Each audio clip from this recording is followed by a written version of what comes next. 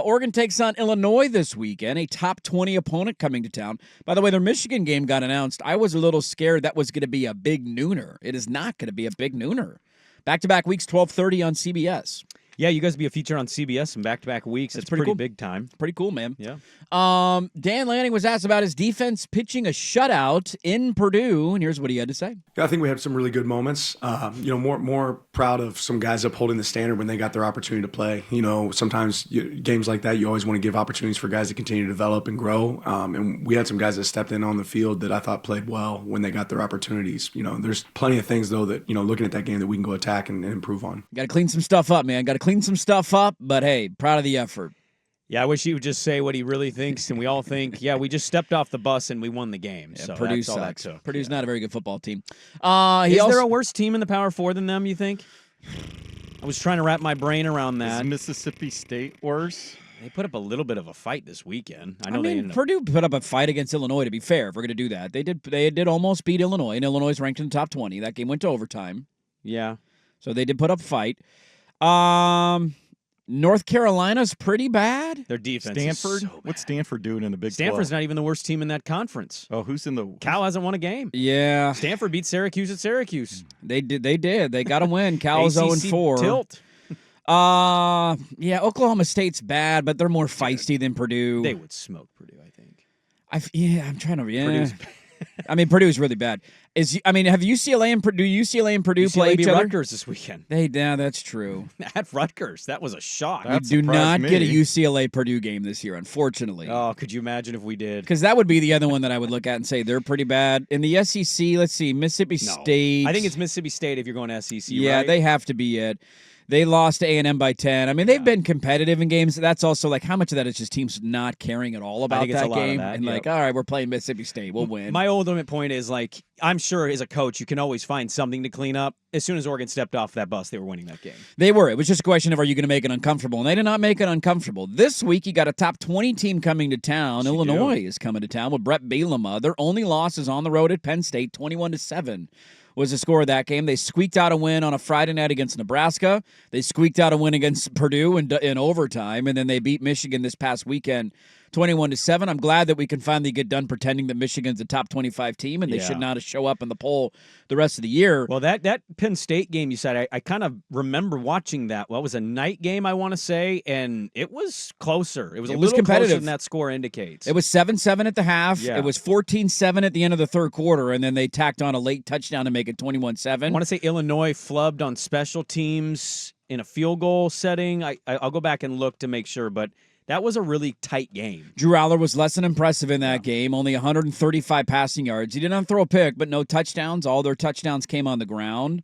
So that's how they won that one. Lanning was asked the difference he's seen from Illinois last year, which is an interesting question because I don't know how closely you watched him last year to what he's seeing this year. They're doing an unbelievable job attacking the ball and protecting the ball. I think their quarterback's thrown one interception this season. I think they've had 8 picks on defense and caused 10 fumbles on defense. So they're a team that swarms. When you can win the turnover margin, you're going to have a lot of success. They've outrushed several of their opponents when you can, win the physical battle up front as far as being able to move the ball. They're really sound in special teams, do a really good job in special teams, have dynamic returners. So I think all those things, they're playing really complementary football, and their quarterback's athletic. They have good wideouts, that do a really good job. So they are a balanced team, and when you have good balance, it's hard to take away a team's strengths. So we all kind of knew going into the week last week, Purdue's not very good, and Oregon should win this game handily. Are we raising upset alert banners with a top 20 team coming on in this weekend? I don't want to disrespect Brett Bielema too much, so I'll give him at least the credit of I think Illinois will come in ready to play. But if you just look at some of the statistics, and it's only a couple of them, it kind of is not a good matchup for them. They're a top 20 team, top 25 team. I would agree with that. Allmeier's having a good year, but he was not good last weekend. That was the weird thing about their win. Well, he's having a good year. I wouldn't say a great year. And yes, he hasn't turned the ball over a whole lot. In rush defense, just as an example here, and this is why I'm saying matchup-wise, they're third to last in this conference. That's not good. They're only better than Rutgers in Purdue in rush defense. Not good. What does Oregon like to do? Run the football. So, Dylan Gabriel having a great year, looking like a Heisman finalist at the minimum. It doesn't appear statistically he needs to do a whole lot, that they should just be able to have a push on the offensive line and work kind of the clock. They're also 12th in total defense, just in the Big Ten. So, and they haven't played a murderer's row of offenses either. No, and I cite that Penn State game. It was a Penn State missed field goal is what I was remembering, but they also had a key interception driving. That was the only later. Altmaier pick of the season was he threw it in that Penn State game. I don't want to completely dismiss it. This is not a Purdue game. Illinois deserves a lot of credit. Bielema is a good coach. But I just matchup-wise, I think it more works in Oregon's favor just looking at who Illinois has largely been this year. But I think this is the type of opponent, this is going to be great for Lanning and the message and the team and everything he is preaching, because if you don't do the fundamental things against a team like Illinois, you can find yourself in a dogfight late in the game and having to scramble. They don't do a lot of stuff to hurt themselves, to Lanning's point. Yeah, that was Lanning's point, was we have to go out and beat them. They're not going to hand this to us. Well, Illinois is a physical team as well. Like, they're going to go out there and they're going to try to play a physical style of football. They were able to do that against Penn State. We saw late what they were able to do against Nebraska on the road. I think that was a Friday night game when they won that one. Yeah, and they should have lost that game if Raiola hits a guy wide open in the end zone on third down and then they missed a field goal. Agree 100%, but what Swag is saying is this team's going to play a brand of football that I think Lanning wants an opponent to play, because this is good when you're having a season like this.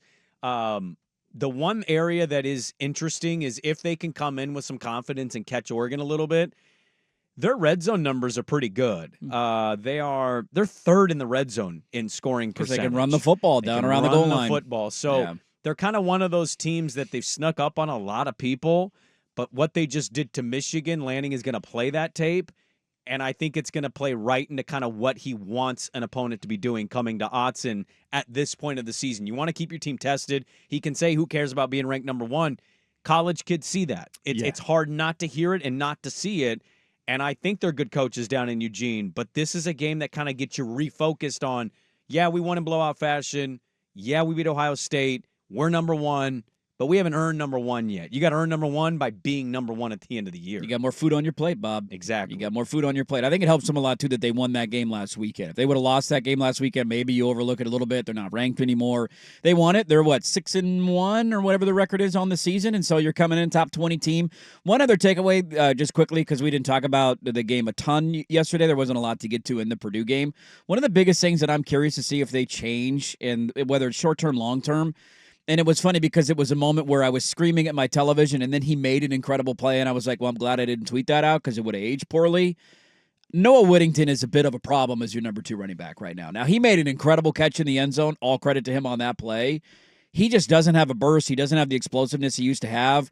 That to me is more of a feel-good story. You stayed, you came in my first class. I want to give you these carries. Coming back from a devastating injury, and I'm rooting like hell for the kid. Jaden Lamar and Jay Harris are better running backs in my mind at this point. And we didn't see a lot of Whittington because it was all Jordan James in the Ohio State game, basically. But in a lot of these games where you're up or you're winning or you should win, I'm curious to see how much that rotation changes at all, because he does not have it in the backfield. Again, incredible catch, but there is a massive drop-off from Jordan James 1 back to Noah Whittington 2 back that I'm hoping gets adjusted. I mean, it may as the season goes on, but we talked about this, I want to say the Boise State game, of just like, he's your premier back. They were doing things in the Idaho game, and look, it's Idaho, but they were doing things the first couple of weeks where it felt like they were trying to do almost the split carry thing, and I'm like, no, I'm watching Jordan James. Yeah, that is one of the premier backs in the country. Stop doing that, and they largely have. If Lanning really feels how you feel, eventually I think that thing gets itself worked out. You've kind of seen it at tight end with Herbert and Sadiq, where he's starting to get more of the looks in the passing game. Yeah, and that was the other takeaway I had from Purdue, is at least Sadiq is getting the football a little bit more, and you want to keep working him in and build that confidence. But Jordan James is the premier back for them. No doubt about it. Oregon, Illinois this week, and we'll have more on that game over the next couple of days.